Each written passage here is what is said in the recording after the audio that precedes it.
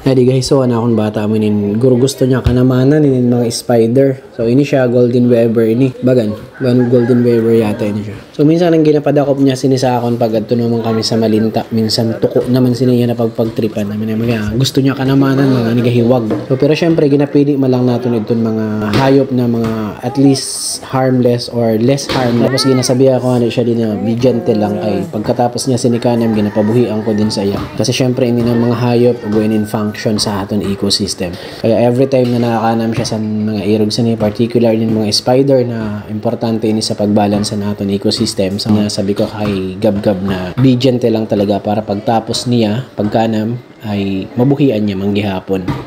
Basi mapatay. Pagtapos mo yan buhian mo ha. Okay. Either Daddy na tawag sin natin bro okay ka. Ano Weber oh. Weber. Golden Weber ini. Golden Weber. Yan. Kakarami. Pagka di ka sa akon. Kaya ako na akon pag-iya mo. Kita ko daw. Galaw. Gentle lang, be gentle para di mapatay. Gusto Gab-Gab sang ka naman, gumagalaw.